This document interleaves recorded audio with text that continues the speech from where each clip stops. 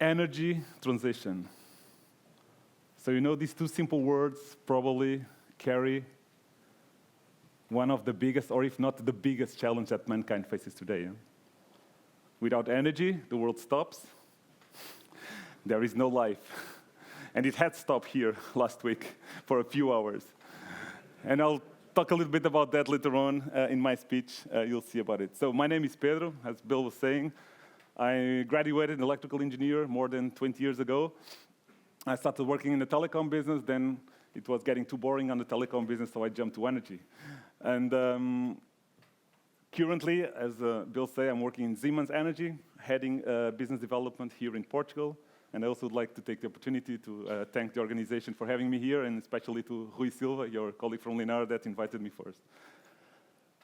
So my idea here today in my keynote speech would be to answer three questions. So what is the energy transition? How is it progressing? And why is it important? So in beginning with the why, I'm sure you all know this guy. He's the UN, United Nations Secretary General. By the way, he's Portuguese. His name is António Guterres. And he was the Time magazine cover a few years ago while he went swimming in Tuvalu, which is an island country between Hawaii and Australia in the Pacific. So actually this guy went there because this country, at the current progress of climate change, will become a totally underwater country not too far away in time. So things must be done. So there is a lot of extreme events happening. You all felt it already, I'm sure. Whether it's droughts or floods or hurricanes or wildfires or whatever, thunderstorms, you've seen it happen everywhere. They are getting more extreme, more frequent, so there's something we have to do about it. And what the world agreed to do it in Paris back 10 years ago in 2015 was let's limit global warming to 1.5 degrees and cut CO2 emissions. So at that time, 195 countries signed the COP21 agreement, and they were ready to tackle this issue. But, I mean, energy transition is not something that we are starting now. So 200 years ago, there were already energy transition. So 200 years of history of energy transitions means that if you look at this picture, and I just found out that my slides don't have animations, so whatever. So you see on the bottom the chart that's energy consumption in the world. So back in the 18th, we used to consume roughly 10,000 terawatt hours per year in the world. And the population was about 1 billion people in the world. And then as progress came, and then you start to have oil, and then coal, and then you have the Industrial Revolution, and then you have oil, and then you start to have mobility and cars, and so energy consumption started to increase more and more and more, and that somehow accompanied progress. So nowadays in our world, digitized world, electrical world, let's call it a bit like this, so energy is the key, and that's the reason why blackouts has a major impact in our lives. And I mean, longer blackouts will mean chaos in not too much time. So if you see from in the past 200 years, energy consumption in the world raised 36 times, and population raised 8 times. So that means that the average human on the planet is consuming 4.4 times more energy than we used to back 200 years ago, sorry. So, and this is a problem because all this energy is made, or most of this energy, as you see in 2020, 78% of it is made of fossil fuels, emitting CO2 and contributing to climate change, to all these weather and extreme events. So energy accounts for 83% of global CO2 emissions. And if you look at this, there are three major, let's say, energy sources. So oil, fossil energy sources, oil, natural gas, and coal, for use in different applications. So if you look at oil, so the biggest application, of course, is mobility. We're using oil for most of our transportation. Then you have natural gas, which the major application is power industry, produce electricity, and for industries processes to produce some products that we want and need to use. Then you have the coal that is pretty much used for power generation, not so much in Europe nowadays, still a bit, but not so much, but across the world it's still very heavy weight on it, and also for industrial purposes. And then you have non-energy topics that also emit 17% of CO2 global emissions, but they're more linked to forestry and other land use kind of activities. So how can we reduce CO2 emissions and tackle the issue? One, let's say, obvious way is to look at the bigger boxes and see, okay, so which one of them should we start first to tackle? So if you look at coal for power generation, this is kind of obvious. You're also talking about oil for mobility, electrical vehicles, and also for industry. All these industrial processes could be the ones that can be decarbonized faster, that are good candidates for electrification, but for that you will need green electricity.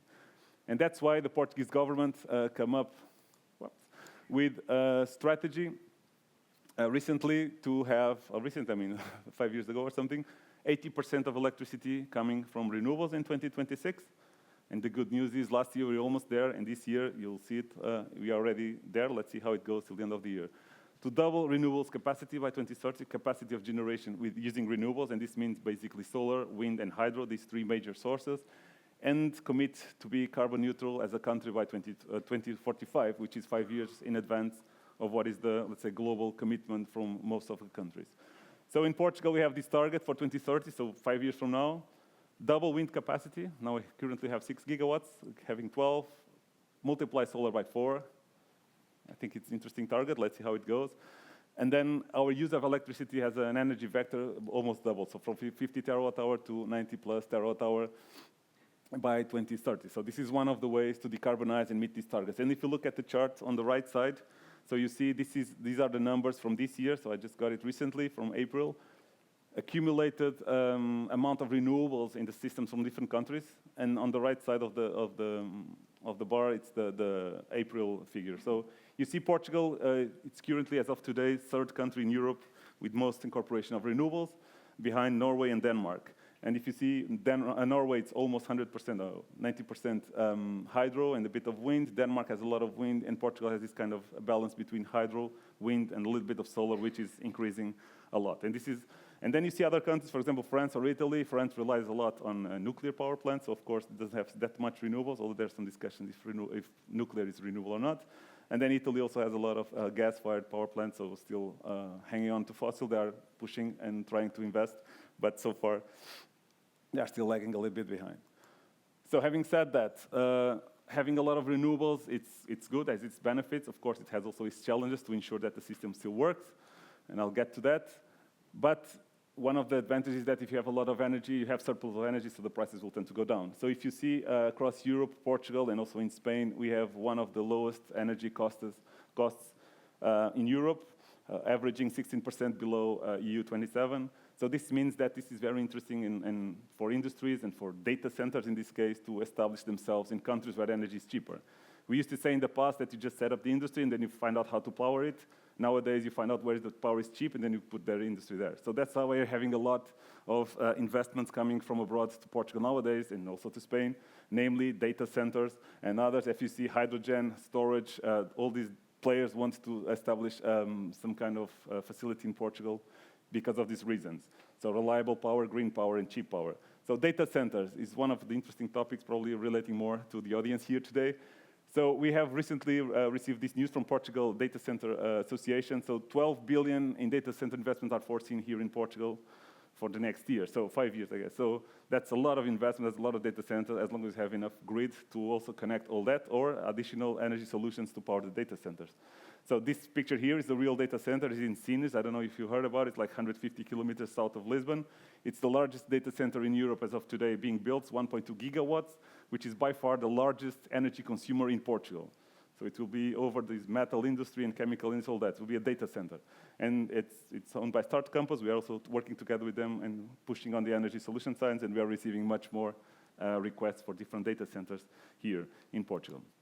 So data centers are energy hubs. So, I mean, before going into the topic too much myself, I thought data centers were about computers and bits, but no, they are about megawatts, which is kind of funny. But the reality is that data centers are measured in capacity, energy capacity to then process and deliver computing power. And data centers, this study is from McKinsey, a recent study from McKinsey is showing that AI-driven, AI workload will really increase the capacity demand for data centers and multiplying by 3.5 in the next 5 years. So this means capital investments between $3 to $8 trillion to ensure that you have enough capacity in data centers to power all these new AI application technologies, as we were hearing before, are booming everywhere, right? So by the way, I asked one AI model to produce the data center of the future. That's the picture you see on the right side, using a bit of energy from one of the, hopefully it's renewable. Huh? I don't know where the data center is. There are also some discussions on nuclear for data centers, especially in the US, but let's see. So data centers, of course, they are the central building where computing power is. They are processing data real time. They have to be connected to optical fibers across the Atlantic and whatever, and also energy. And data centers need a lot of infrastructure around the data center. So you need clean, cheap energy coming from renewables, mostly a connection to transmission grids. So you have to have this connection to the grid to ensure 100% reliability on the data center. You never want to stop your data center, but in case there are some issues in the grids, which never happened except last week, you have to have, or you should have some kind of backup solutions. And then we can be talking about gas-fired turbines, we can have battery storage, fuel cells, whatever. There are different solutions for data centers. And in the meantime, you can also have some kind of H2 hydrogen electrolyzer that can be using renewable energy whenever it's not needed, because consumption of data centers is not stable. Because AI algorithms, it can change a lot the consumption profile, and then sometimes you can use then a surplus energy to generate hydrogen, and then you can use it as a fuel cell to power again data center. And also, data centers are heat generators. There's a lot of heating because of computing, and you can use this heat to do some waste heat recovery processes here. You can power district heating in cities, small cities, or you can use it to generate back additional energy for the data center and further reduce the cost of the energy. So it's not so much fun without animation. Huh? Is there any way to put animation here? Just destroyed my slide. No. Can you just delete the image when I say or something? No, really, I'm not joking. There's like 3 images here. No. Great. There's no blackout today. Sorry, guys. The following picture would be the blackout of Iberia, but. Okay, so technology behind energy transition. Okay, there are 3 major things that we should take care of: predictability, observability, and controllability. Nobody wants to have a grid or a system that doesn't know how it will behave. So predictability is one of the key aspects here. You have to have algorithms, you have to have information, you have to have AI tools, you have to have sensors that know what's happening. You have edge, IoT, you name it, all these equipment and tools that can communicate reliable, real-time communication to know what's happening. So you have to have observability of what's happening in the system. And of course, all this is digital, it's decentralized, it must be flexible to adapt to different conditions, AI tools, cybersecurity, smart grids, and have to coordinate all this, not only in country-based, but also continent-based. So Europe power grid is one system, the largest system mankind ever did, the electrical grid, right? So millions and millions of kilometers. So coordinate all this at the same time. It's kind of a challenge, and also the different sectors: transport, heat, gas, chemicals, so all this wrapped up in one thing. Because if this doesn't happen, so I'll try my luck like this. No, it doesn't work. Okay, whoops. You have a blackout, so nothing works. And when you have a blackout, there are 2 things you can do. There was an image on that, sorry guys, you'll see it later. You have to light up some candles because it will be dark, and you have to pray so that it comes back. So I had a lot of people last week asking me, you used to work for EDP, so the utility here, how long will it take for the power to come back? My father has an oxygen bottle, the battery is going low, he has no alternative. So can you tell me, what should I do? Should I run and buy a new one? What can I do? There are hospitals where diesel generators are starting to fail because there's not enough fuel for them. We're not prepared for a 10-hour blackout.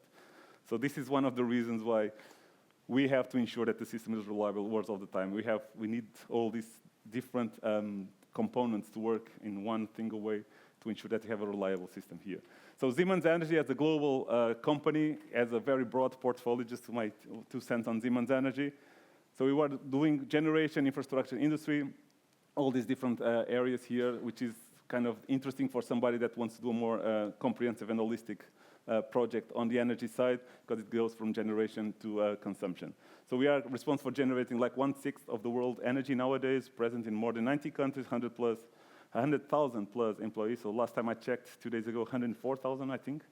So we have 133 billion of backlog orders nowadays, which is like 4 years of sales without capacity, without needing to sell more. So revenue is about 35 billion, and we are investing 1 billion R&D every year.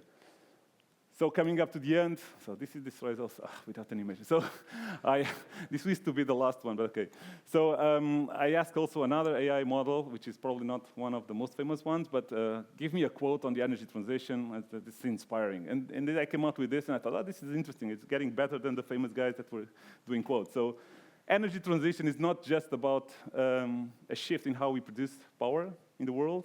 It's a promise to future generations, of course. We could act as solitary actors, but we should act as architects of a cleaner, brighter tomorrow. The sun, the water, the wind, they do not ask who they serve. They just simply give, and now it's our turn to ensure their gifts light the way. So, and now was the time that the people showed up, and I would say, as a guitar player myself, sometimes I have some doubts whether I prefer Jimmy Page solos or Angus Young, depending on my mood, but in what concerns the future of the energy transition, I have no doubts, and I hope you feel the same. Thank you so much for your time. If you want to reach me, feel free.